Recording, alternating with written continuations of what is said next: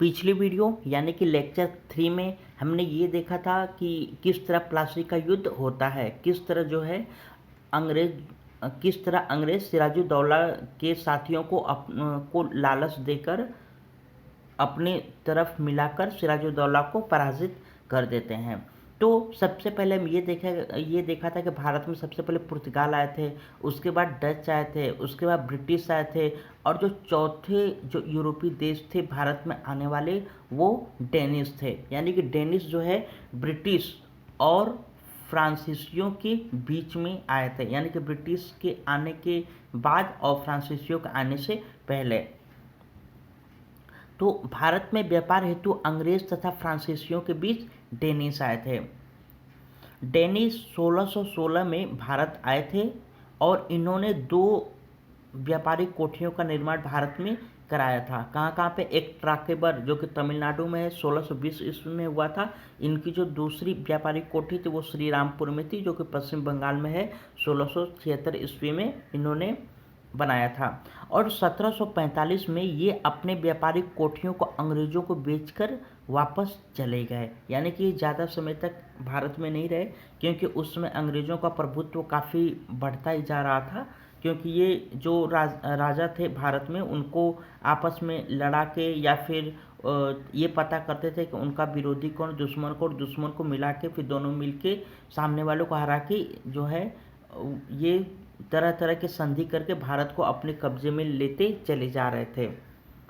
तो भारत में आखिरी यूरोपीय देशों से आने वाला देश था फ्रांस। सबसे अंत में फ्रांसीसी आए थे। यानी कि सबसे पहले पुर्तगाल आए थे भारत में, उसके बाद डच आए थे, फिर ब्रिटिश आए थे, फिर डेनिश आए थे, और भारत में सबसे जो अंतिम यूरोपीय देश था आने वाला वो फ्रांस था। आइए फ्रांसीसी के बारे में अब डिटेल में पढ़ते हैं। फ्रांस के सम्राट लुई 14वें थे तथा इनके मंत्री कोलबर्ट थे। यानी कि जब फ्रांसीसी भारत जब आने वाले थे या आ रहे थे, उस समय जो है फ्रांस का जो सम्राट था वो लुई 14वां था तथा इनके मंत्री का नाम कोलबर्ट था। फ्रेंच ईस्ट इंडिया कंपनी की स्थापना 1664 ईस्वी में कोलबर्ट ने लुई 14वें से आज्ञा लेकर की थी, क्योंकि उस समय का ये रूल था कि जब कोई व्यापार करना चाहता है किसी देश में, तो उस देश के राजा से पहले परमिशन लेना होता है। जैसे कि कोलबर्ट ने जो है फ्रेंच ईस्ट इंडिया कंपनी की स्थापना की इन्होंने, लेकिन इन्होंने क्या किया कि पहले लुई 14वें से परमिशन लिया कि आप मुझे भारत में व्यापार करने की अनुमति दें, और इस कंपनी के तहत 1668 ईस्वी में फ्रैंको कैरो भारत आया।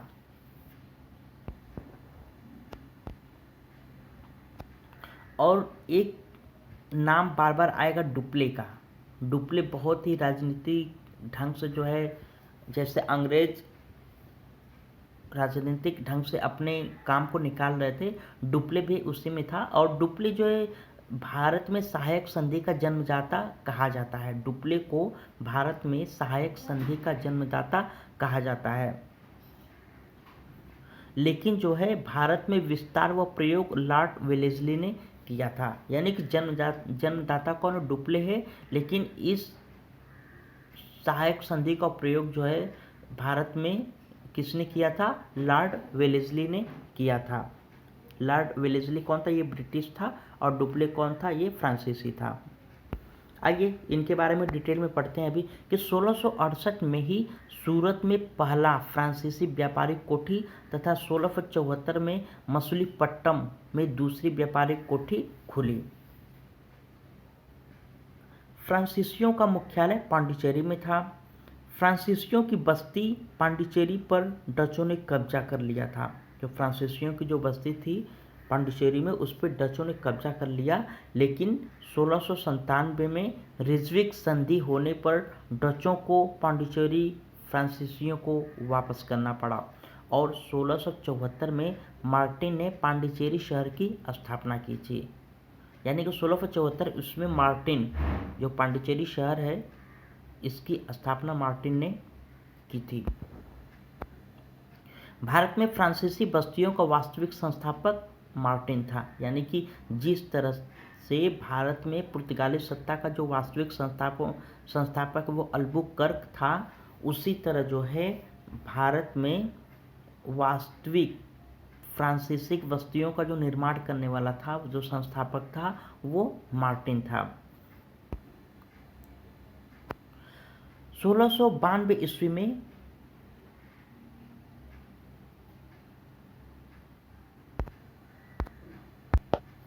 शाइस्ता खां, जो कि बंगाल का मुगल सूबेदार रहता है, शाइस्ता खां ने फ्रांसीसियों को कुछ भूमि दी थी और इसी भूमि पर फ्रांसीसियों ने चंद्रनगर शहर की स्थापना की थी। चंद्रनगर शहर कहाँ पे है? ये पश्चिम बंगाल में है। फ्रांसीसियों के व्यापारिक कोठी का क्रम देखते हैं। जो फ्रांसीसियों ने जो भारत में व्यापारिक कोठी का जो निर्माण कराया था, उसका क्रम इस प्रकार है। सबसे पहले उन्होंने 1668 ईस्वी में सूरत में व्यापारिक कोठी का निर्माण कराया था। उसके बाद 1669 ईस्वी में मछलीपट्टनम में निर्माण कराया था। उसके बाद 1674 ईस्वी में पांडिचेरी में, और सबसे अंत में 1692 में चंद्रनगर में इन्होंने किया था। और 1620 ईस्वी तक जो है फ्रांसीसी शक्ति भारत में निष्क्रिय थी। ये सिर्फ साधारण रूप से व्यापार करते थे, यानी कि फ्रेंच ईस्ट इंडिया कंपनी का जो स्थापना इन्होंने की थी, हालांकि उसके पास शक्ति तो बहुत थी भारत में, वो उन शक्तियों का प्रयोग करके भारत में और अपने विस्तार कर सकते थे, लेकिन इन शक्तियों का फ्रांसीसियों ने प्रयोग नहीं किया। सिर्फ और सिर्फ व्यापार पर ये लोग ध्यान देते थे। लेकिन 1720 ईस्वी से लेकर 1741 तक भारत में दो फ्रांसीसी गवर्नर आए। जो प्रथम था वो लीनो था और जो सेकेंड था वो ड्यूमा था। दोनों ने भारत में निष्क्रिय शक्तियों को चलन में लाया है। उन निष्क्रिय शक्ति को उन्होंने प्रयोग किया और 1721 में मॉरिशस, 1724 में माही और 1737 ईस्वी में कराइल में अपने व्यापारिक कोठी खोला। यूरोप में अंग्रेजों तथा फ्रेंचों के बीच व्यापारिक स्पर्धा थी। वे एक दूसरे को गलत साबित करना चाहते थे, जिसका असर भारत में भी देखने को मिला, जिसे एंग्लो फ्रेंच वार के नाम से जाना जाता है, जो भारत में कर्नाटक के युद्ध के रूप में भी जाना जाता है, या कर्नाटक के युद्ध के रूप में देखने को मिलता है। कौन सा युद्ध? एंग्लो फ्रेंच वार युद्ध। आइए देखते हैं एंग्लो फ्रेंच वार, जो कि कर्नाटक का जो प्रथम युद्ध है, जो कि 1746 से 48 के बीच हुआ था। तो दक्षिण भारत में जो है फ्रांसीसी मुख्यालय कहाँ पे था? दक्षिण भारत में फ्रांसीसी मुख्यालय पांडिचेरी में था, और इस मुख्यालय का जो जनरल था वो डुप्ले था, और जो अंग्रेज का जो मुख्यालय था वो मद्रास में था, और इसका जो जनरल था वो निकोलस मार्श था। डुप्ले जानता था कि फ्रांसीसी जल सेना काफ़ी कमज़ोर है, अतः इसने निकोलस से युद्ध न करने की अपील की।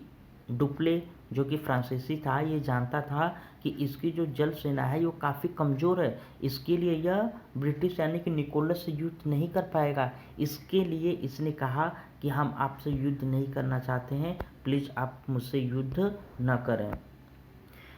लेकिन अंग्रेज नौसेना अध्यक्ष कैप्टन बर्नेट निकोलस की सहायता हेतु नौसेना के साथ भारत आ चुका था, जिसने कुछ फ्रांसीसियों जहाज के बेड़ों को अपने अधिकारों में कर लिया था, जो भारत में कर्नाटक के युद्ध का तत्कालिक कारक भी माना जाता है।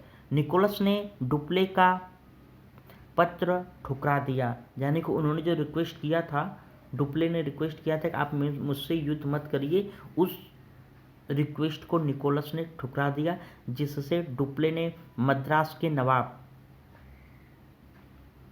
अनवरुद्दीन से मुलाकात की तथा अनवरुद्दीन से प्रार्थना की कि अपने राज्य में किसी भी प्रकार का युद्ध न होने दें, और हम मद्रास जीतेंगे तो आपको वापस कर देंगे। यही थी सहायक संधि, जिसकी जन्मदाता डुप्ले था। डुप्ले ने एक ढंग से एक संधि की कि मैं तो उसको पता था कि मेरी नौसेना जो शक्ति है वो काफ़ी कमज़ोर है, मैं अंग्रेज़ों पे जीत नहीं पाऊंगा। इसके लिए वो जो है मद्रास के नवाब अनवरुद्दीन के पास जाता है और कहता है कि आप अपने क्षेत्र में युद्ध होने से रोकिए, हाँ अगर हम मद्रास जीतते हैं तो ये हम आपको वापस कर देंगे। इसी बात की जो है लालच देकर अनवरुद्दीन को अपनी बात मनवा लेता है। यही थी, इसी को हम लोग सहायक संधि के नाम से जानते हैं। अनवरुद्दीन ने अंग्रेजों को युद्ध करने से मना कर दिया और अंग्रेज निकोलस कर्नाटक के नवाब के क्रेडिट होने के डर से आक्रमण नहीं किया।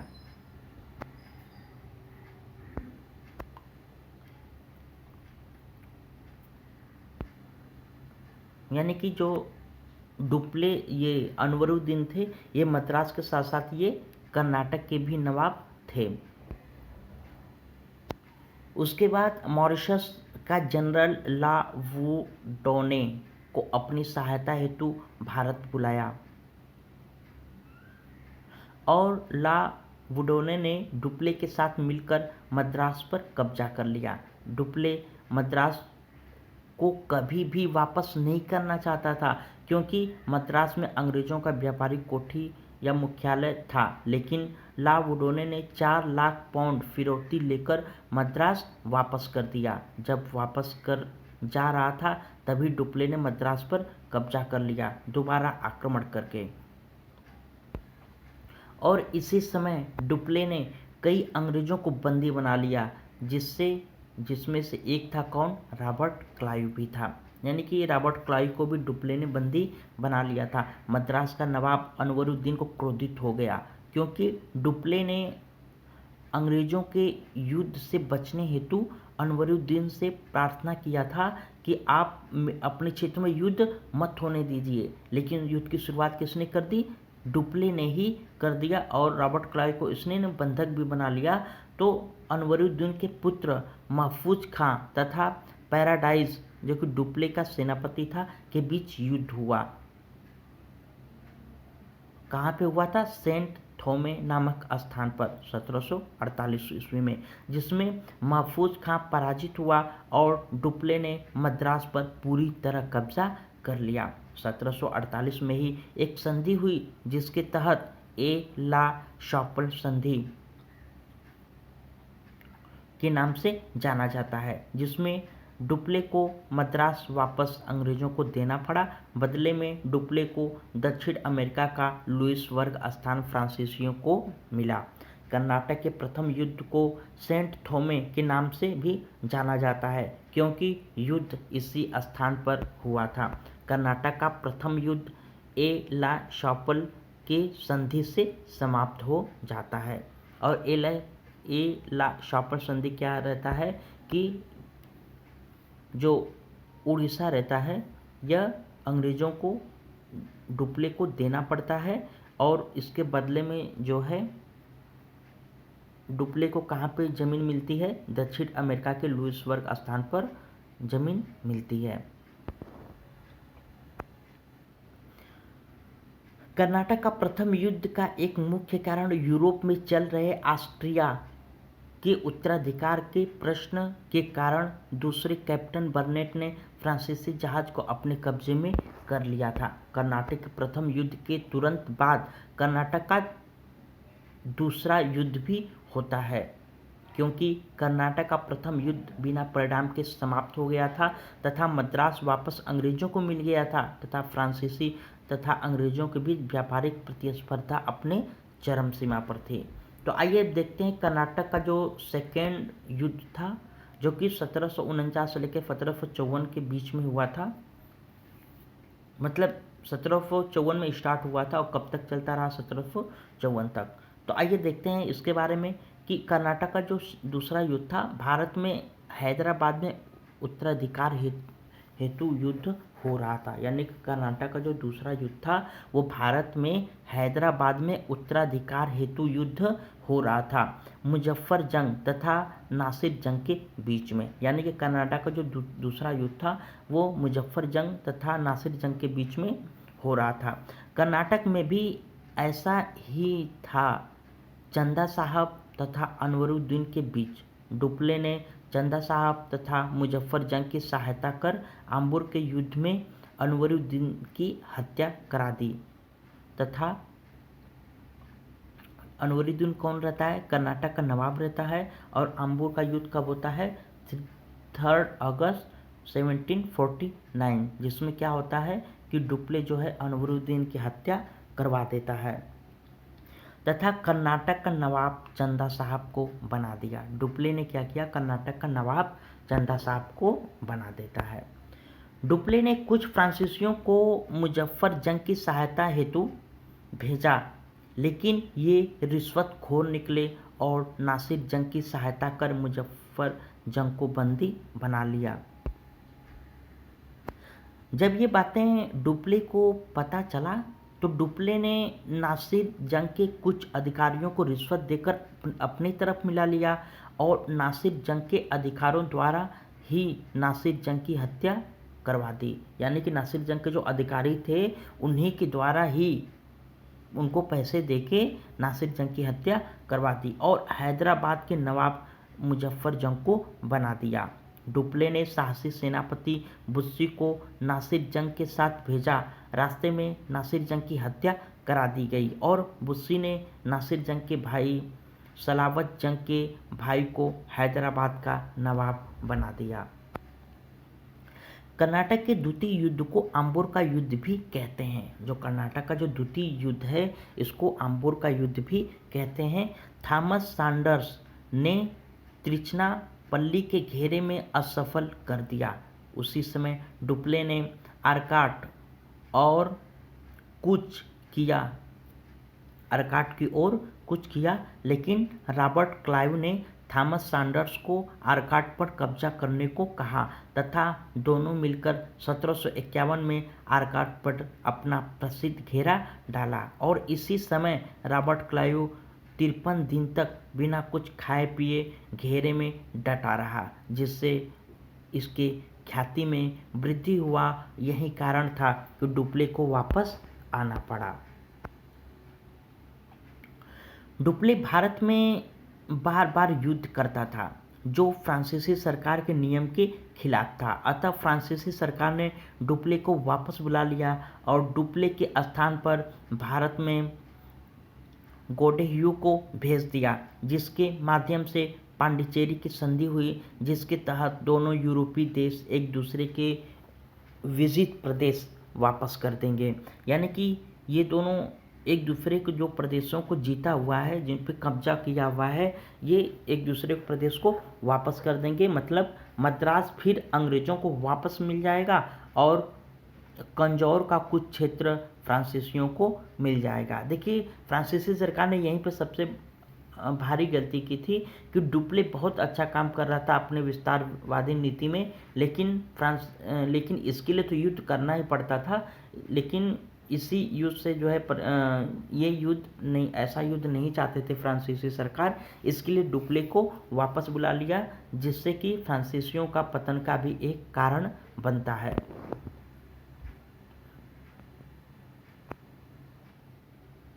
जो कर्नाटक का जो दूसरा युद्ध था वो जो है पांडिचेरी के संधि से समाप्त हो गया। अभी मैंने बताया कि पांडिचेरी के संधि में क्या हुआ था कि जो उड़ीसा था, जो मतलब मद्रास जो है वो अंग्रेज़ों को वापस मिल जाता है और कंजौर का कुछ क्षेत्र जो है फ्रांसीसियों को मिल जाता है। तो इस तरह जो है कर्नाटक का जो द्वितीय युद्ध था, जिसको आम्बोर का युद्ध के भी नाम से जानते हैं, वो समाप्त हो जाता है। अब देखते हैं कर्नाटक का तीसरा युद्ध किस तरह होता है, जो कि 1756 में शुरू होता है और 1763 में समाप्त होता है। और कर्नाटक का दूसरा युद्ध कब समाप्त होता है, तो वो 1755 ईस्वी में समाप्त होता है। आइए देखते हैं कर्नाटक के तीसरे युद्ध के बारे में। कर्नाटक का तीसरा युद्ध की शुरुआत सप्तवसी युद्ध से हुआ 1756 में। यानी कि कर्नाटक का जो तीसरा युद्ध था वो सप्तवसी युद्ध से हुआ। कब हुआ था? 1756 में। चूँकि बंगाल पर अंग्रेज़ों का पूर्ण कब्जा हो गया था, क्योंकि 1757 में प्लासी के युद्ध में वाटसन तथा रॉबर्ट क्लाइव ने सिराजुद्दौला को पराजित कर दिया था। अंग्रेज़ों के अधिकार को कम करने हेतु फ्रांसीसी सरकार ने काउंट डेप्लेली को भारत भेजा और इसने 1758 में फोर्ट सेंट डेविड पर कब्जा कर लिया, जो अंग्रेज़ों की किला थी। उसके बाद काउंट डी लाली ने बुस्सी को हैदराबाद से बुला लिया, जिसका फायदा अंग्रेजों ने उठाकर अपनी कुछ सेनाओं को हैदराबाद भेज दी और हैदराबाद के नवाब ने अंग्रेजों की सहायता कर दी थी। इसी समय भारत के मद्रास में अंग्रेज आयरकुट आया। मुख्यालय के जनरल के रूप में जो है अंग्रेज आयरकुट आया था और 1760 ईस्वी में फ्रांसीसियों तथा आयरकुट के बीच में वांडीवास का युद्ध हुआ, जिसमें फ्रांसीसी पराजित हो गए और फ्रांसीसियों के उपनिवेशवाद का अंत हो गया और फ्रांसीसियों को कहा गया कि ये कभी भी किलेबंदी नहीं कर सकेंगे और इन्हें चंद्रनगर छोड़कर अन्य सभी जगह सिर्फ व्यापार की छूट दे दी गई। 1954 में फ्रांसीसी भारत छोड़कर चले गए। कर्नाटक का तीसरा युद्ध वांडीवास युद्ध के नाम से जाना गया, यानी कि जो कर्नाटक का जो तीसरा युद्ध है वो वांडीवास युद्ध के नाम से जाना गया। इस हार के साथ सभी यूरोपीय शक्तियों का अंत हो गया, क्योंकि पुर्तगाली सबसे पहले आए, लेकिन ब्राज़ील में व्यापार में ध्यान केंद्रण से इनकी पकड़ भारत में कमज़ोर हो गई और ये अंत में भारत से गए। यानी कि भारत में सबसे पहले आने वाले पुर्तगाली थे और सबसे अंत में जाने वाले भी कौन थे? पुर्तगाली थे। अंग्रेज़ों ने डचों को 1759 में बेदरा के युद्ध में हराया था। यानी कि अंग्रेज़ों ने जब डचों को 1759 में बेदरा के युद्ध में हराया था, तभी डचों का जो है भारत पर पकड़ काफ़ी कमज़ोर हो गया था। डेनिश अपने व्यापारिक केंद्रों को अंग्रेज़ों को बेचकर जो है वापस डेनमार्क चले गए और 1760 ईस्वी में वांडीवास के युद्ध में अंग्रेज़ों ने फ्रांसीसियों को पराजित कर दिया और भारत में सभी यूरोपीय शक्तियों का अंत हो गया। सिर्फ बचे थे कौन? अंग्रेज, जिन्होंने 1764 में बक्सर का युद्ध लड़ा और यहीं से भारत में इनका प्रभुत्व स्थापित होने लगा। कुछ महत्वपूर्ण प्रश्न हैं लेक्चर 4 से संबंधित, उसको हम देख लेते हैं कि ट्रांकेवार में किसने व्यापारिक कोठी खोली? ट्रांकेवार में किसने व्यापारिक कोठी खोली? तो वो डेनिश थे। कब खोला था उन्होंने? 1620 ईस्वी में। डेनिश भारत में कब आए थे? 1745 में। फ्रांसीसी भारत कब आए थे? 1668 ईस्वी में। कोलबर्ट किसका मंत्री था? तो ये लुईस 14वां का था। भारत में फ्रांसीसी बस्ती का वास्तविक संस्थापक कौन था? तो वो मार्टिन था। पांडिचेरी की स्थापना कब हुई थी? तो 1674 ईस्वी में। किसने किया था? मार्टिन ने। रिजवी की संधि कब हुई थी? 1697 में। डचों को पांडिचेरी फ्रांसीसी को देना पड़ा था इस संधि के अनुसार। फोर्ट लुई का निर्माण हुआ कब हुआ था? 1674 में। फिजियो केंट कौन थे? तो मुक्त व्यापार के पक्षधर फ्रांसीसी, यानी कि वो फ्रांसीसी जो मुक्त व्यापार के पक्षधर थे उनको फिजियो केंट कहा गया।